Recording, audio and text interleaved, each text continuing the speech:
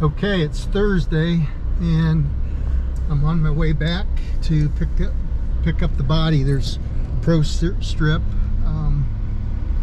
Got to go down to the building where they do the big things here. So as I said, it's Thursday. I dropped this car off on Monday afternoon and they got it ready for me. So I'm gonna back up to that door and get her, see what we got and get her loaded up. Okay, so you got her wrapped up, huh? Yes, sir. And you were able to keep the inside pretty much. Yep. Got a few little holes back here. Yeah, those were the only ones I saw. I didn't see too much else though. It's one of the nicer ones you've... Yeah, one of the nicer ones we've seen come through. Yeah. Our guy was very, very impressed. Yeah, it's just hard to find these things anymore. Oh yeah. Oh yeah. So we got a little bit of... We had some Bondo work over here. Back in the day, they used to think that you drill holes in here and push mud in there, that's going to help hold it. But what happens, moisture gets on the back side and it'll rust and pop off eventually. But yeah, somebody did some, you can see here, Dingers. Yeah, a little rust here. Floor's beautiful. Looks really good.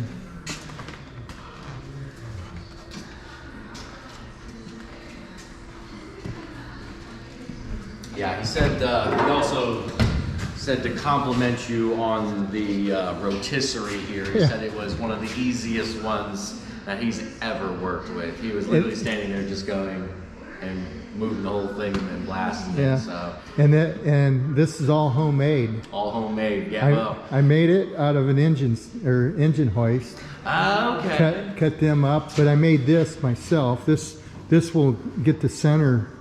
You know, just crank this up or down and put that center point. Yeah, it's. I'm all about making it easier for myself. Yeah, he said it was absolutely one of the best ones he's ever had. We got some little rust here. Yeah, and that's typical. Popping through. That's typical when you get over, you know, those overlap. Oh, that overlaps that, and water lays in there, and that's what makes those rust. But yeah, it's. Yes, and they save a lot of plastic wheels here too. Looks good. Looks good.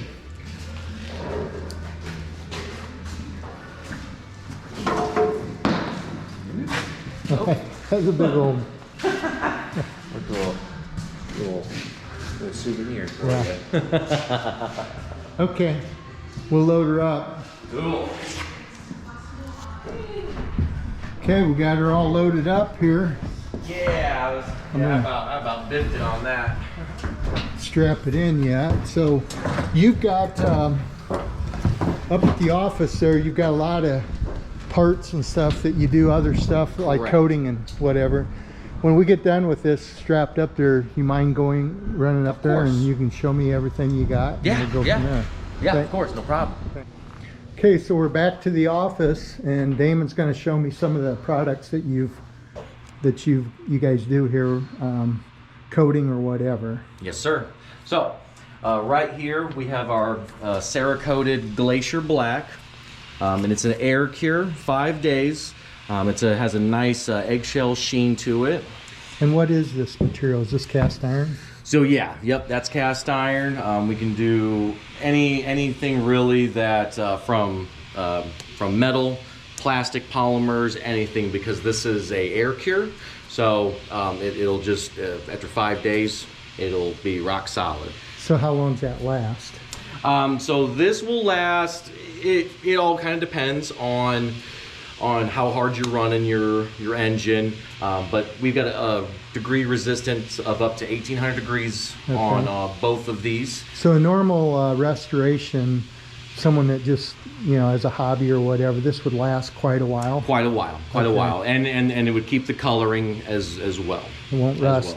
So your process would be to blast this, sandblast it or something? Correct. So first, when we get them in, we'd like to run them through our bake-off oven, get all the oils, the grease, you know, everything kind of pulled up out of the metal. And then we take it over to our blaster and blast it with 120 aluminum oxide to get a nice etching on it, and smooth some things out. And then from there, hang it up and then spray it. So roughly what would you charge for a set of exhaust manifolds? So for the pair, you're looking at about 150 to 200 bucks, kind of depends on the size. Sure. And the color and that kind of stuff. And the color as well. I've got this Glacier Black and then Glacier Forged. I have both of these in stock, but so this would be more like a cast iron, a new cast iron color right here. Correct. So you could use this color on that, and it would look more correct. Correct. Yes. I do have a bit of a cheaper route with KBS product. That one specifically is called cast iron. That one looks very, very good too. I've done tons of the standard cast iron manifolds in that, and it does keep that nice cast iron look to it as well. Little cheaper option and about the same degree resistance. Okay. Is that a ceramic or? Correct. So that is a ceramic. Yep, okay. Yep. Both of these are ceramics. And then this is just metal. There's the mascot. These are metal? Yes, correct. Yep. Can you do aluminum, or I can do aluminum. I can do polymers, plastics. I can do wood with the Cerakote. Okay. As long as it's the air cure, it'll take to that. Okay. So what else you got here? Other thing that I've got. This is a burnished aluminum intake. What we do with this is a special 3 blasting process. So plastic, aluminum oxide, and then we glass bead finish it, and then we put it into a vibratory tank with ceramic BBs and a specialized soap. Okay. And then that gives it this nice newish nickel look to it. Nickel. So can you do this in aluminum? Yes, aluminum is what I would recommend mostly to do this sort of process with.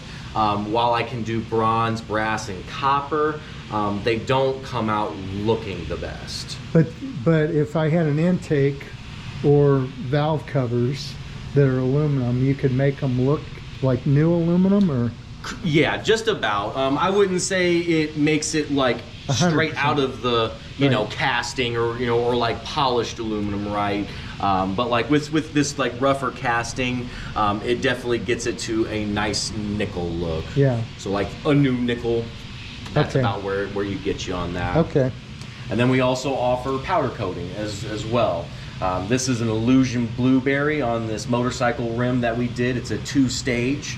Gets a base coat, and then a clear coat goes over it and then activates the color. And then we also did this valve cover here, and we did a base coat of white, and then we did the red over it. We wiped the red off or sanded at it a little bit, kind of give it this like little vintagey look to it, and then we clear coated that over it. So is that process just sprayed on clear coat like that? No, that is powder coat, clear as well. So everything's a powder coat baked on? Yes. It looks nice. Okay.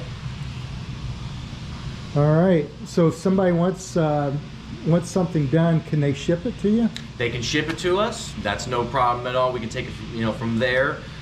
They call you and then set up so they can ship it or drop it off or whatever. So, so what information? So the email that you can easily get a hold of us at is pro-strip@frontier.com. You can call us at 260-49. No, I'm sorry, that's my phone number. 260-436-2828, or visit us on Lakeview and West State Street at the corner. We're right across the street from Dana and Press Seal, and right Fort next, Wayne. and then in Fort Wayne, Indiana. Yep. Okay. Thanks a lot. No problem.